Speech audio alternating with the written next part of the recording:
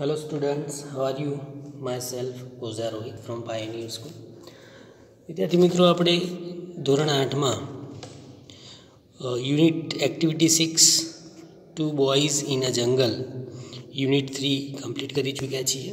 ત્યારબાદ આજે આપણે હવે એ યુનિટની જે એક્સરસાઇઝ છે એ આપણે એનો અભ્યાસ કરીશું. તો આપણે જોઈશું અહીં બી સેક્શનથી mark true or false for this sentence. Use T for true and for F for false. એટલે કે ટ્રુ ફોલ્સ સોલ્વ કરવાના છે. તો અમિત લીવ્સ ઇન આસામ. અમિત આસામમાં રહે છે. તો વિદ્યાર્થી મિત્રો, આપણને ખ્યાલ હશે કે અમિત છે ગુજરાતમાં રહેતો હતો, ગુજરાતનો વતની હતો, બરાબર છે. તો આપણો જે પહેલો આન્સર છે એ આવશે false. Okay. Bhupen and Amit are friends. Bhupen અને અમિત બંને મિત્રો હતા, મિત્રો છે. ઓકે, તો આવશે ટ્રુ. તો બીજી ખાલી જગ્યા હશે એમાં ટ્રુ આવશે. Okay, true. હવે ત્રીજી ખાલી જગ્યા છે, તો પહેલી ખાલી જગ્યા છે એમાં આપણે લખીશું એફ ફોલ્સ. બીજી ખાલી જગ્યા છે એમાં true. Gir forest is famous for lion. એટલે કે ગીરનું જંગલ સિંહો માટે પ્રખ્યાત છે. તો એનો જવાબ આવશે true. Assam lies in the north east of India. Assam lies in the north east of India. તો આવેલું છે તો સાચું, true. Amit and Bhupen were walking along to Brahmaputra river. તો વોકિંગ અલોંગ, તો એ પણ ટ્રુ આવશે. તો વિદ્યાર્થી મિત્રો, જોઈએ કે 5 આપણી બ્લેન્ક છે, એમાં પહેલી જે ફોલ્સ છે બીજી બધી ટ્રુ આવશે. આપણે યુનિટનો અભ્યાસ કર્યો છે સારી રીતે, તો આપણને પ્રોપરલી એનો જવાબ મળી રહેશે. ઓકે સ્ટુડન્ટ, જોઈએ હવે સી સેક્શન છે write who said and who listen. એટલે કે લખો કોણ બોલે છે અને કોણ સાંભળે છે. ઓકે, તો વિદ્યાર્થી મિત્રો, પહેલું સેન્ટેન્સ છે why are all the trees so tall. શા માટે બધા જ વૃક્ષો ઊંચા છે, મોટા છે. તો કોણ બોલે છે આ વાક્ય?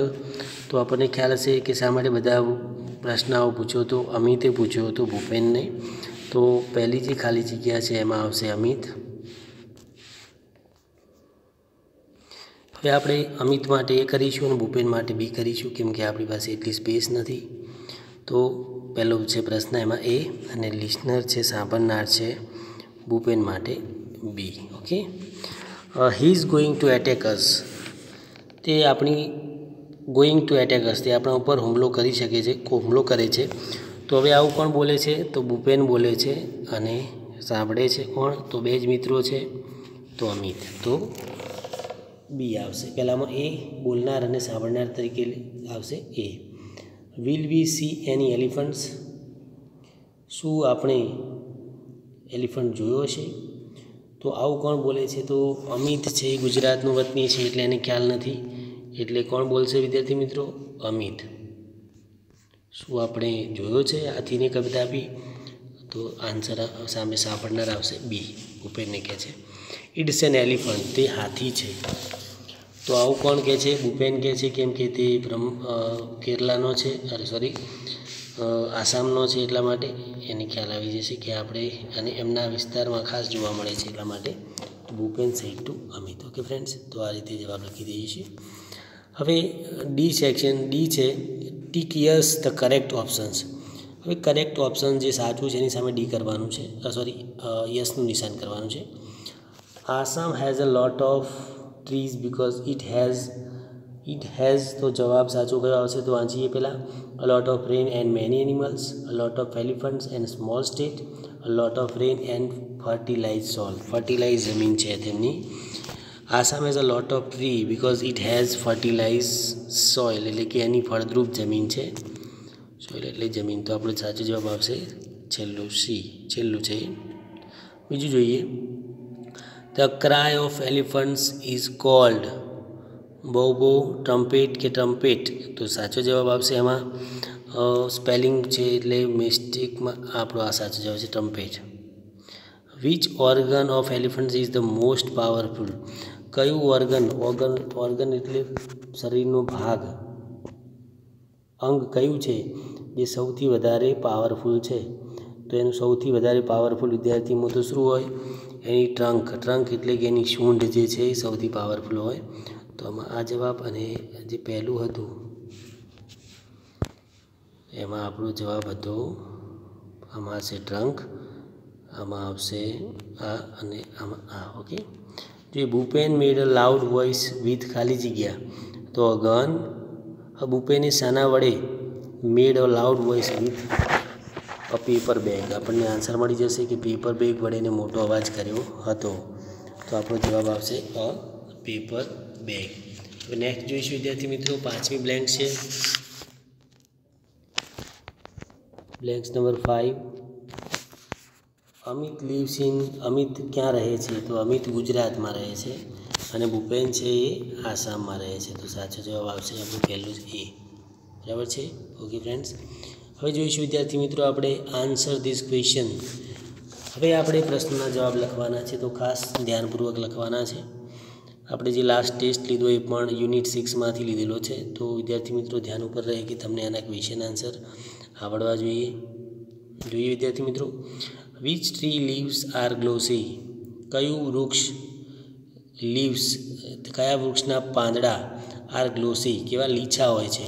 તો આપણને ખ્યાલ છે કે તો બનાના પ્લાન્ટ્સ આર ગ્લોસી. તો આપણો જવાબ છે કે the leaves of the banana,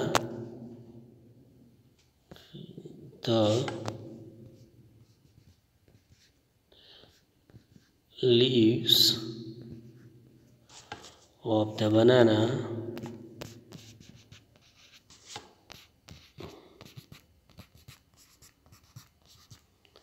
plants are glossy. એટલે કે બનાના જે છે, કેળાનું ઝાડ, કેળનું જે વૃક્ષ છે, પ્લાન્ટ છે, છોડ છે, પ્લાન્ટ્સ એટલે કે મોટો જેનો પ્લાન્ટ્સ જ્યાં સુધી આપણને ત્યાં જોવા મળે પછી એને કાઢી નાખવામાં આવે છે. The leaves of the banana plants are glossy, એટલે કે બનાનાનું જે પ્લાન્ટ છે એના પાન લીસા હોય છે. તો બનાના પ્લાન્ટ્સ આપણે ઇઝી જવાબ મળી જાય. What did Bhupen tell about Assam? Bhupen Assam વિશે શું કહેતો હતો? તો શું કહેતો હતો? તો ભૂપેન સેડ ધેટ, હવે આપણે જવાબ તમને હું બોલું છું, સાંભળજો. Bhupen said that the Assam gets a lot of rain. એક તો એવું કહે છે કે lot of rain,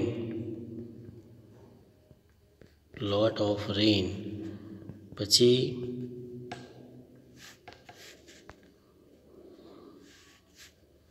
okay, lot of rain. The soil is fertilize, એની જમીન કેવી છે? ફળદ્રુપ છે. એન્ડ સો, તેથી ધે હેવ થીક ફોરેસ્ટ, તેથી તેમને ગાઢ જંગલો છે.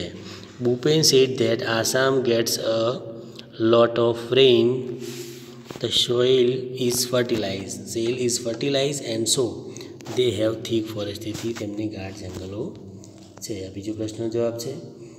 Amit was excited because, Amit ઉત્સાહિત હતો કારણ કે because he heard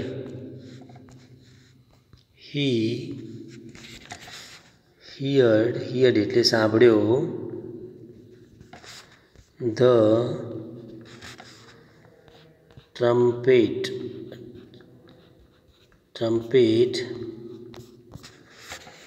of an elephant.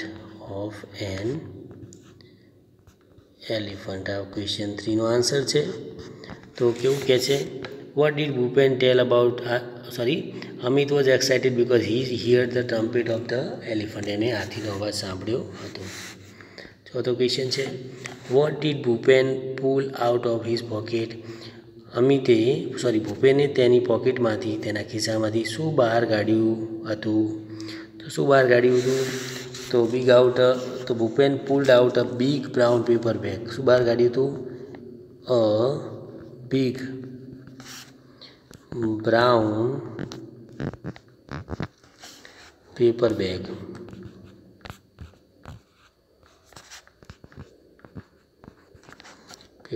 From his pocket. Okay, તો આ રીતે a big brown paper bag from his pocket. તો Bhupen pulled out a big brown paper bag from his pocket. Okay, question number 5. The elephant trumpet loudly because elephant જોરથી મોટેથી અવાજ કરતો હતો કારણ કે because he hear the voice of Bhupen and Amit. તેને અમિત અને ભૂપેનનો અવાજ સાંભળ્યો હતો. એન્ડ સ્મેલ ધેમ ટુ, અને તેમની સૂંઘ, એમને સૂંઘી પણ લીધા હતા. એટલે કહેવાય કે જે હાથી છે એની સૂંઘવાની શક્તિ વધારે હોય છે, એટલે અમિત અને ભૂપેનને દૂરથી સૂંઘી લે છે અને એમનો વોઇસ, એમનો અવાજ છે તેને સાંભળ્યો હતો. તો એવું કહી શકાય કે because he heard the voice of Bhupen and Amit and smelled them too. તેમનો સૂંઘ્યા પણ હતા. તો એ રીતે આપણે આન્સર લખવાનો છે. What did the elephant mistake the sound of the paper bag for? What did the elephant mistake the sound of the paper bag for? તો એનો જવાબ છે ધ એલિફન્ટ મિસ્ટુક. ટેકનું શું થઈ જશે? અહીં ટૂંક થઈ જશે, મિસ્ટેકનું ટૂંક. તો what did the elephant mistake the sound the elephant mistake the sound of the paper bag for a gun. તો શું ભૂલ થઈ ગઈ કે એ જે પેપર બેગ હતી એનો અવાજ કેવો? ગન જેવો હતો. એટલે આપણે અહીં પાછળ અહીંથી લખીશું કે ધ એલિફન્ટ મિસ્ટુક. અહીં ખાલી એટલો ફેરફાર કરીશું, મિસ્ટુક. આપણો જવાબ આપણે અહીંથી લખવાનો છે કે the elephant mistook of the paper bag for a, આગળ આ પ્રશ્ન ચિહ્ન કાઢી નાખવાનું, ફોર અ ગન. આ રીતે. ઓકે, આ રીતે આન્સર લખીશું. Whose sense of hearing was sharper. કોનું sense of hearing sharper? How do you know whose sense of hearing was sharper? કોનું સેન્સ ઓફ હિયરિંગ શાર્પર હોય છે? અને હાઉ ડુ યુ નો, અને કેવી રીતે ઓળખી શકાય, એને આપણે કેવી રીતે જાણીએ છીએ? તો the elephant sense of hearing was sharper. કોનું? એલિફન્ટનું છે. તો એલિફન્ટ, તો આપણે આન્સર લખવાનો છે કે ધ એલિફન્ટ સેન્સ ઓફ, અહીંયા વૂઝ આપ્યું છે ત્યાં આપણે આન્સર લખીશું. તો elephant sense of hearing was sharper. આટલા સુધી. બીકોઝ, પછી લખવાનું છે because he hear the voice of the boy from far away. કારણ કે હાઉ ડુ યુ નો, તો કેવી રીતે જાણી શકાય? તો he heard the voices of the boy far away, એટલે દૂરથી. એટલે કે એમને દૂરથી એનો અવાજ સાંભળી લીધો હતો. એટલા માટે એનું જે સેન્સ છે, એટલે કે એની ઇન્દ્રિયો છે એ સાંભળવા માટે એકદમ કાર્યક્ષમ હોય છે. એટલા માટે. Which part of India is Assam in? તો આસામમાં કયો પાર્ટ છે? તો નોર્થ. તો લખવાનું કે આસામ ઇઝ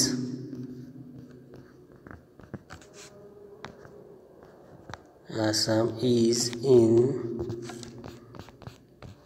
north east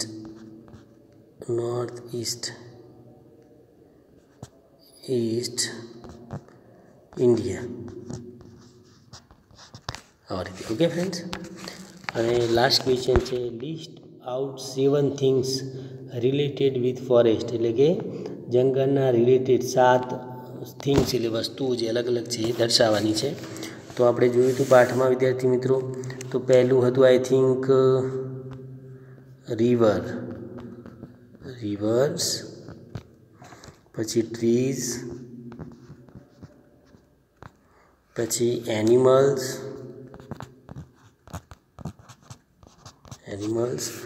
પછી ઇન્સેક્ટ્સ એટલે જીવજંતુઓ, પછી બર્ડ્સ. કેટલા થયા ફ્રેન્ડ્સ? 5. પછી બીજું શું જોવા મળતું? બુશીસ એટલે ઝાડીઓ, અને ક્રીપર્સ એટલે શું થઈ જાય વિદ્યાર્થી મિત્રો? ક્રીપર્સ એટલે વેલા. ઓકે ફ્રેન્ડ્સ, તો આપણે જોયું કે લિસ્ટ ઓફ આપણે આ ક્વેશ્ચન આન્સર જોયા, જેથી આપણને ખ્યાલ આવશે કે કઈ કઈ વસ્તુ આપણને જંગલમાં જોવા મળે છે. તો તેથી મિત્રો આપણે આટલા સુધી ક્વેશ્ચન આન્સર સોલ્વ કરીએ છીએ. પછી નેક્સ્ટ વિડીયોમાં આપણે આગળની જે એક્ટિવિટી 7 છે એ નેક્સ્ટ વિડીયોમાં જોઈશું. Thank you friends.